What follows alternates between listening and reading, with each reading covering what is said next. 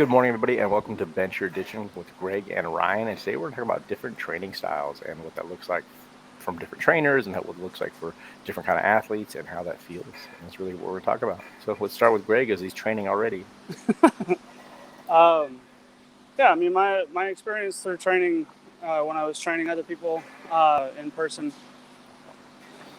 it was I was kind of put into this position to be able to work with people and to help them get out of pain.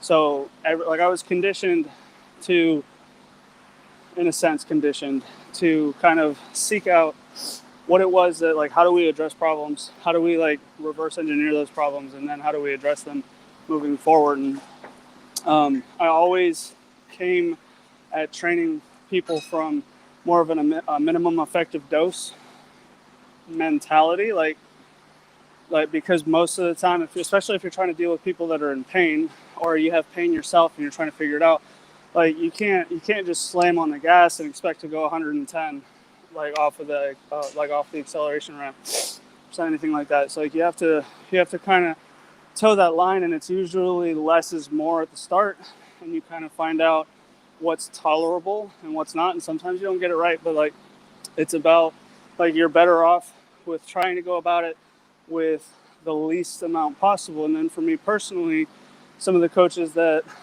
I've had really espoused minimum effective dose, the idea being longevity. And like, if you want to be doing this for a very, very long time, you can't always try to push that boundary. You just can't, because like something's going to break. There have been enough people that have walked this path that have tried to just pound themselves every day for years. And you can look at people like Ronnie Coleman as a result of those kinds of efforts. You can compare that to Dexter Jackson, who, like, I'm not saying that Dexter Jackson didn't like slam on the gas every once in a while, but he didn't do it all the time. He went into the gym for the most part, got his pump, went home.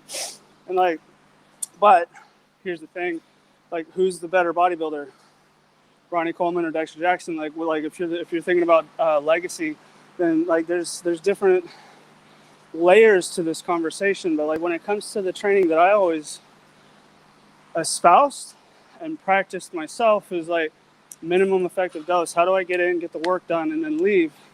Especially as I went into powerlifting, if you're trying to do 100, 105, or 110% of your one rep max for doubles or triples or whatever, and you're like, I found myself really trying to push the bar, my central nervous system just didn't have the capacity to be able to keep up with just like this gigantic volume. I couldn't do it certainly every single day, which is why the powerlifting cycle that I was on was 3 to 4 days, depending on what it was that week, and also how I was feeling. Because like sometimes you wake up and you have a workout scheduled and you just feel like everything is on your shoulders and you can't really move.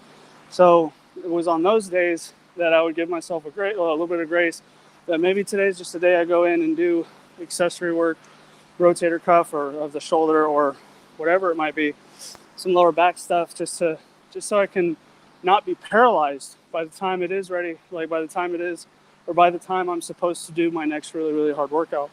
Yeah. So, but you're the one that talks about, or like that is now currently on maximum recoverable volume, which Yeah. I've heard as a training concept, but it's extremely different from my perspective, from what I've done and how I've trained people. And so I'd love to be able to hear a little bit about what you've done. Like, how do you decide what's your maximum, or like, is there building blocks, I'm sure, something of that sort, like working up to something even greater than what you're doing now later? Like, how does that look for you?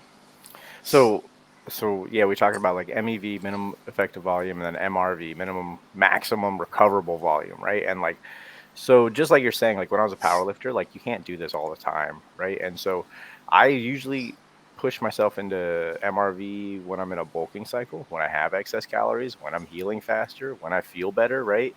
You know what I mean? During competition season, it's definitely MEV, like as the bare minimum. I'm starving, I'm dying, like. Yeah. But like with this type of year, when I'm putting on weight, when I'm putting on like, we're pushing about a pound a week in weight of crease. You know what I mean? And so I've got tons of energy to burn, and it's a complicated answer, right? Like MRV is really requires a lot of self reflection and self introspection, and be like, cool, did we push too hard? Can I recover by then? Is this another level, right? And it really takes, like, you got to have your really basic stuff dialed in first. Like, am I sleeping consistently? Is my food consistent? Am I consistently on my fucking workout routine? Cool. If I got all this really basic shit in, then now we can start to measure how hard I can push and how far I can push that fucking level and how I'm going to feel the next day, right? And it's like a bit of a balancing act, right? uh, and I'll say that I could probably do this for about like 4 or 5 months before I'm just gassed. And it's hard, man. Like, as I go into the gym and I go in early, and there's, just like everybody, man, it's not every day I feel 100%, but I push it. Like, once I'm in the mode, I push it. I like to, like, I'll put on some David Goggins or some Eric Thomas, and just like, you have to do it. Let's go. And it's really like, the way I measure it is like, say I do leg day on Tuesday. If I can walk by Friday for my next leg day and be fucking in the gym ready to go, that's maximum recoverable volume. But I'll tell you what, man, like those days in between, I'm like, oh, like I'm trying to show clients how to squat. I'm like, it's like this. And I'm like, oh, brutal. Like, um, but like, I'm sore. My joints are sore. I'm definitely feeling tired. Like, it's, this is when like supplements really start to play a role for me. Like, my BCAAs, my glutamine, my creatine, right? Like all these things that really help with recovery. Making sure I'm getting adequate water, right? Uh, but it's more of like a, how hard can I push this? And like, since I've started eating more, like my numbers just keep going up. I haven't really hit that wall yet, right? I'm sure I will soon. But like my shoulder, I was like, for example, my shoulder presses went up about 20% this weekend, and I was like, this is impressive. You know what I mean? Like, I was doing them for sets too. I was like, all right, we can push this. And I wasn't as sore as I thought I'd be. I definitely couldn't press on Monday, but like, we did a full back training, and it's really about how you cycle it, right? Like, so I do a really, really heavy press day, followed by like a really heavy back day, like a day and a half later, followed by a really heavy leg day the following morning. And it's like kind of this like balance, ebb and flow of like, how far can I push each part of my body before the next one crushes. And like, so I do a couple different leg days a week, and like one's really, really hamstring focused and one's really, really quad focused. And that way I can really like drive each muscle group. I still do some of both on each, but like, I really fatigue the shit out of them. And I'm not doing like powerlifting kind of heavy, heavy, heavy stuff like I used to. I will say that when I powerlifted, man, like systemic fatigue was so much higher. Uh, so I would say, if you want to move into the MRV kind of cycle, make sure you know your recovery levels, and make sure you know how you feel, and make sure that like you're aware of how your body recovers and like what you're good at and what you're not good at. I will say, like, I don't want to say I like threw off my training cycle, but my kid this weekend wanted to go to Rebounders, which is like a trampoline park, and we played tag for like 2.5 hours, and like, man, did that wreck my hip flexors. Like, because like I'd already trained that morning, and like then we played tag for like 2 hours, and he's quick, and so the next morning I was like, it was like just my hip flexors too. I was like, man, all that like back and forth juking and stuff was like, whew, and they're still a little sore. They kind of interfered with my weight training yesterday. I couldn't quite push as hard. I was like, oh well. Like, it's worth it. It's what the kid's for, right? You know what I mean? Yeah, for sure. And like two things that I kind of cued in on that for what you just said is that first off, like you mentioned that your joints are sore, like, and that's okay. Like, in the same way that it's okay for your lower back to not feel great, right? So like, I've had these conversations with clients over the years, and people treat themselves like they're so freaking fragile. Like, ooh, something went bump in the night in my lower back. Looks like I shouldn't work out today. Maybe I go for a walk, or maybe I go to a chiropractor and get the exact same adjustment done every single time I go in there, regardless of what the issue is. Because that's another thing I've heard. Different conversation. But like, it's okay to be jacked up. Like, we're not supposed to. Like, that's how like, you're not strong because of what you do in the gym. You're strong because of what you do after the gym. Like, the gym is the catalyst that forces your body to recover. Like, I have this conversation with somebody early in my training career. Like, the first thing that he wanted to know about, he'd been training with me for a week. And this guy, pencil thin, turn to the side, you kind of lose him. Like, he's almost two-dimensional, kind of small. And one of the first things that he asked was steroids.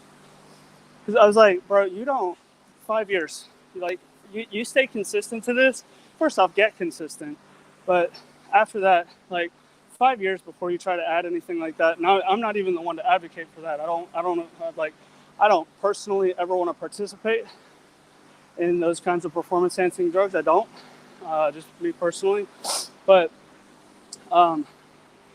he hadn't even gotten consistent on anything. Like his water intake was crap. He would eat at midnight after going to a really late meeting during the week, and he would come in for a 7 a.m. training session, sleep deprived, dehydrated because he just shoveled a bunch of really crappy Chinese food. And that's the thing, man, is like you can't measure. I mean, obviously you can, but you shouldn't even really be concerned with volume metrics of what you're doing in the gym until you've made other variables consistent, to Yep. include things like sleeping, things like water intake, your calorie intake, your nutrient intake. Because one of the biggest mistakes I made early in my life, like 19 years old, I'm going to do a bulk, but I did it through the McDonald's drive-through, and Yeah. I just got fat. Like Yeah. I got stronger, stronger, only because my body was a little bit physically larger. As soon as I lost the weight because I was tired of being fat, my numbers plummeted right back to what they were before I put the weight on in the first place. Right, so these variables need to be consistent. In addition to, you need to be able to qualify what a repetition of a bench press is supposed to be before you can quantify it. Like that's something else.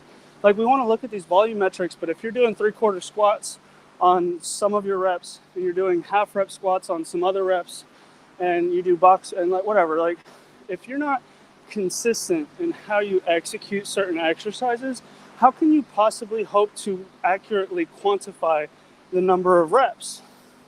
And how can you actually accurately quantify the amount of work that you're doing over the week?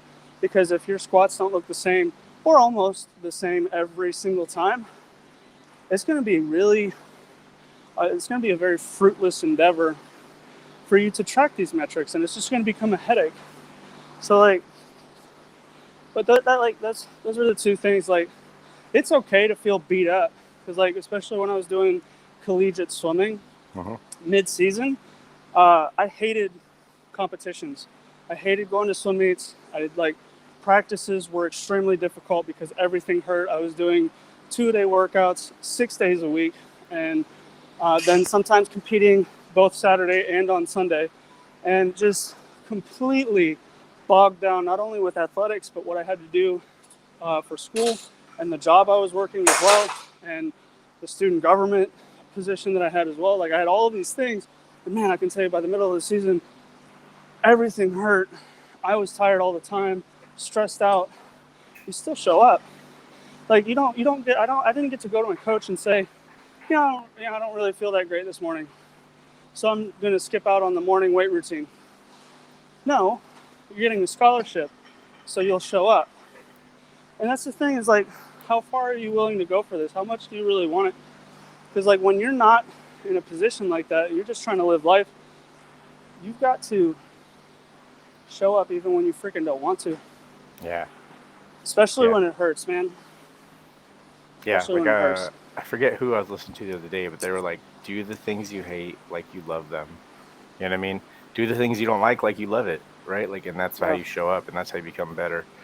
And like that's when you start like what you're talking about. That's when you start talking about why. Like, why are you doing this? And like, why am I training hard? Right? Like, I want to win on stage, right? Like, but like more foundational is like playing with my kid for 2 hours at the trampoline park. Like me 7 years ago couldn't have done that, right? Like that's why I train all the time. That's why I train hard, and I really love it. Like, and it was funny when I got into training. I was coming from a powerlifting background, and that's when I was like competitively powerlifting. I was like, man, I just want to train powerlifters and like strongman and like do all these like heavy strength stuff. But like the reality is that like most people don't want to do that. I have one in every like 20 clients is like, yeah, let's do that. And then the problem with that as a business owner is that they're already good athletes. They just want some form correction and a little bit of help. And then they're like, all right, I got this. Cool.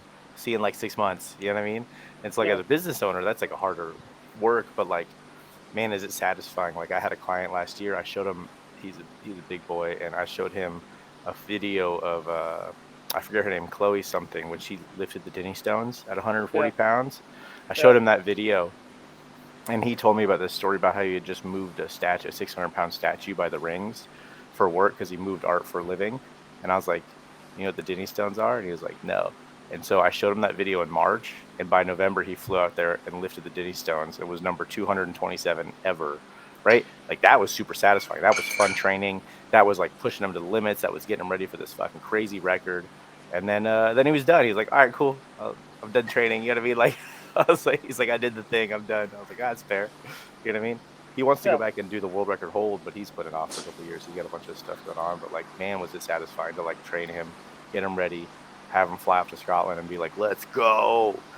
Man, like, and that kind of training volume was hard. And it hurt his body. You know what I mean? He ended up having like a rib issue and like some inner ab issues. But like, man, he was pushing like 1,000 pounds on some of his Jenny Stone lifts. I think his last lift was like just shy of 1,000 pounds or just over.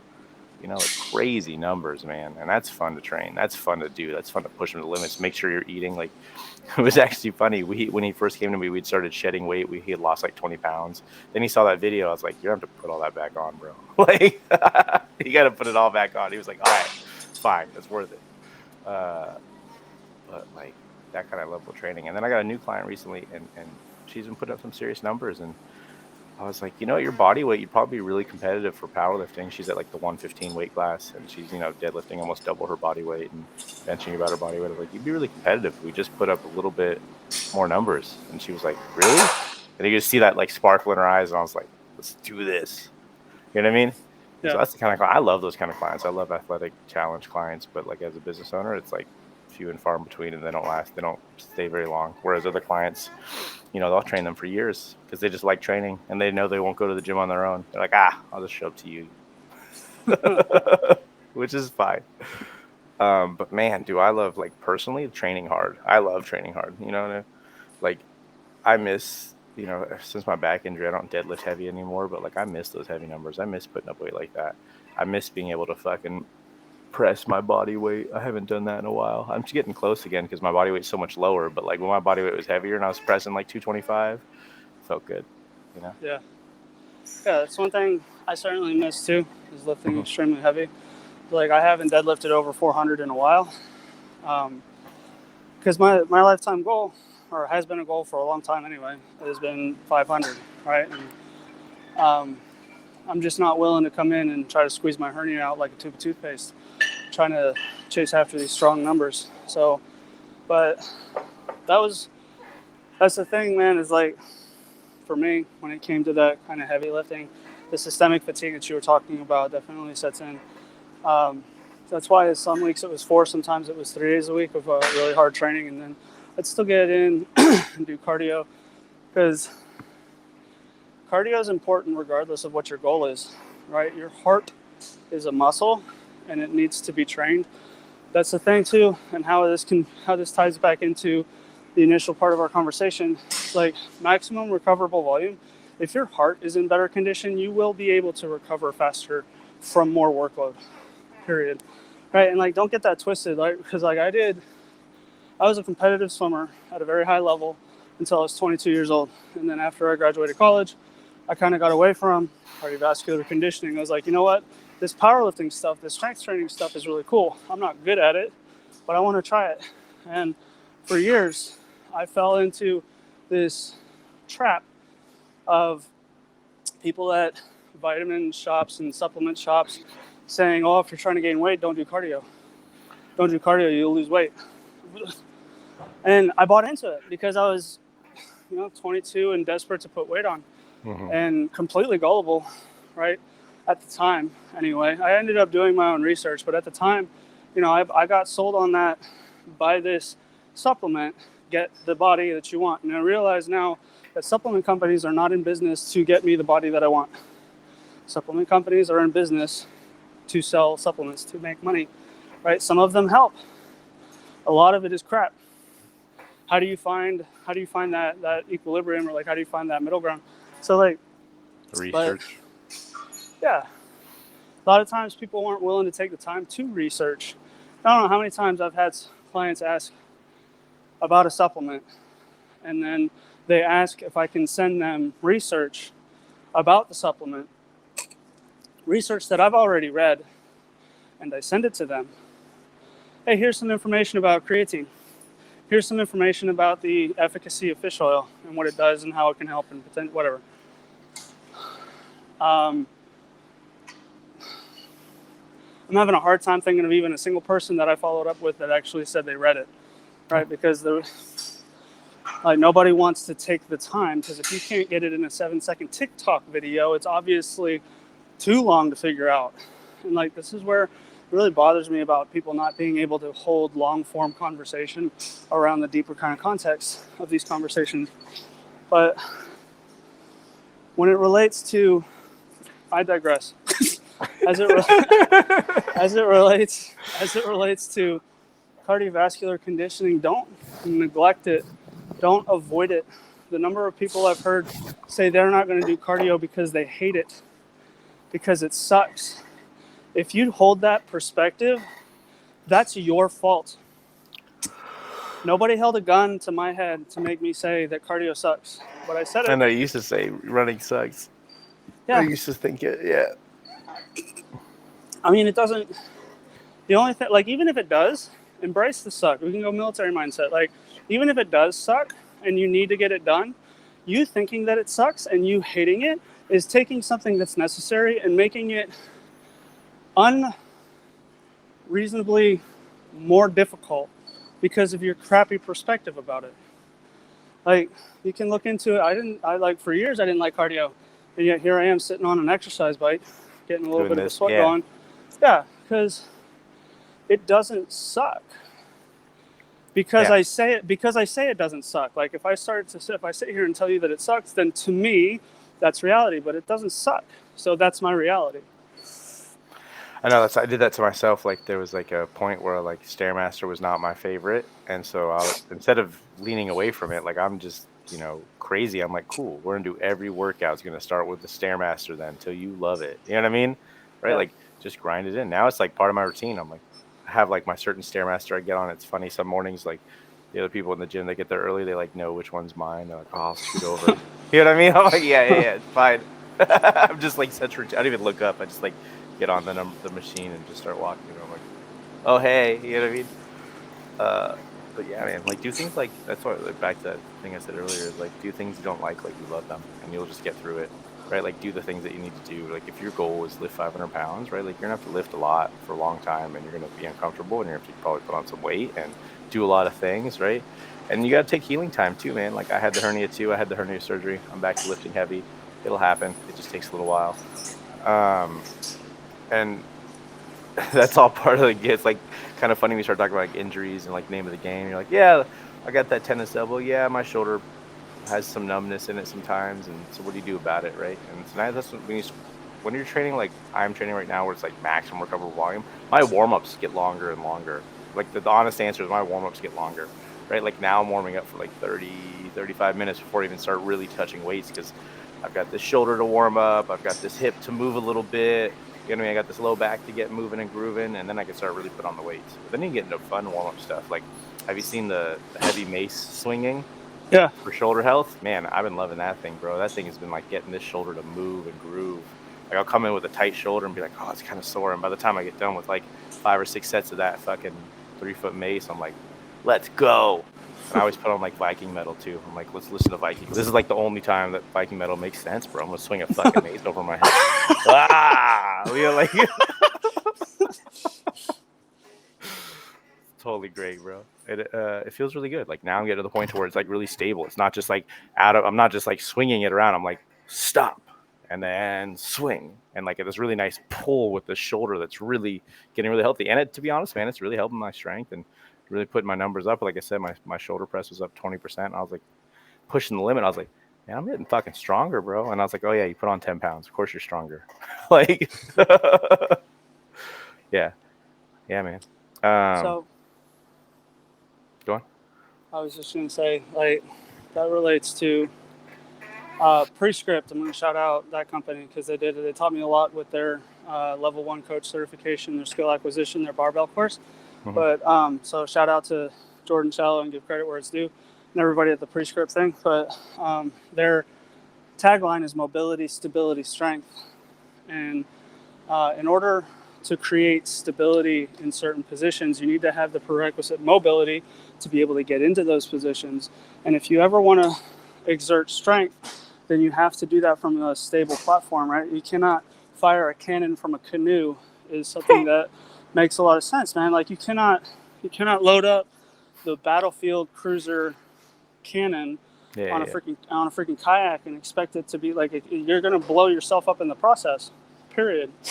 Right? And so it's this you have to be able to create the stability of the position to be able to exert strength. But if you can't get into the position, then you're always going to be handicapped. The number of people that I've worked with that cannot get their shoulder past here, like in this range, like I can't. There's no way. So like you have to make modifications, and I've had to make modifications for them in the past where like I set the bench at an angle that allows them to press in their relative overhead position. But just because we say overhead doesn't mean that everyone's in the same angle, right? And so being able to do exercises like as you've described with that mace, like and opening up greater ranges, more fluidity into those ranges, and then once it's time to pull the trigger, man, you're more stable. You've got a battleship underneath that cannon, and you can actually fire that damn thing, and your press can go up. But if you don't have the stability, if you don't have the mobility to get there, if you're rigid as a 2x4, then you need to find exercises like the mace and other things and include them into your warm up and utilize that warm up effectively. Because like before you're 30, you train with your balls. After you're 30, you have to train with your brains. Like you have to, because by the time you're 30, if you've been lifting for any like substantial amount of time, 1 year, 5 years, 10 years, whatever, if by the time you're in your 30s and you've trained for a substantial amount of time, you have these aches and pains, and you potentially have a herniated disc in your past because of really stupid deadlifting like I do, Yeah, I or got like two. because you just you don't you like you just you like when I was 23 or whatever, I discovered wrist wraps, and then just realized that I don't have to have the grip strength to move more weight. And then I said that licensed me at the time to move more weight than I had any right to be touching, Hmm. and blew my freaking back out in the process. Hmm. So it's a matter of like you got to find the appropriate warm up. You need to find the appropriate warm up in order to be able to set yourself up for success. And like I love when it comes to warm ups, I love Matt Wenning and what he does. His skeleton structure of Wenning warm up is like 4 exercises, 25 repetitions each exercise, and if it's 4 rounds, and so like if it's 4 exercises and then one of the exercises is a tricep extension, then for 1 round you'll do tricep extensions in front of you. The next round you'll do tricep extensions overhead. The next round you can find find some type of modification or kind of run through a couple of different positions to be able to do that exercise so that it starts to open up ranges and it starts to train your joints, like your shoulder. Obviously, if I'm straight down, then this is the angle, but if I'm overhead, this is now the angle, right? And so like being able to open up and warm up these different positions as you go into your workout, your body has opened up a little bit more. Your body is more primed to be able to push a greater load. And this doesn't mean that you have to go in and set a world record or a personal best every single time, but it is extremely frustrating to go into the gym, and this is my own personal experience, to go into the gym knowing that in the past you've bench pressed 100-pound dumbbells and you come in and the 30s are causing shoulder pain, so you get stopped there, right? And Yep. so like that's extremely Yep. frustrating experience, and that's also one of the reasons why people end up derailing long term, is because of stuff like that. If it's not fun, you're not going to do it, man. And so like if you don't take the time in the warm up, if you don't do the necessary preparation for your workout, prepare for your workout to suck, and then prepare for you to leave the gym not feeling as accomplished as you could about what you just did, right? And so like regardless of regardless of what you choose to do, like when like maximum recoverable volume, minimum effective dose, or something in between, like block or linear or whatever, like whatever type of periodization, man. Set yourself up for success so that you can actually enjoy the workout, go home feeling accomplished about yourself, because there's no worse feeling to me than walking out of the gym fucking frustrated because I feel like a bitch. That's a good way. It's a good way to say it. Yeah, I agree, man.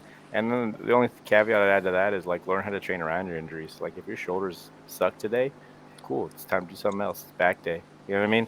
Yeah. With that, we'll end it though. And it was a great week. And then I'll be gone next week. I'll be out of town, and so I'll see you guys all in a couple weeks. And then thanks everybody for being here. Peace.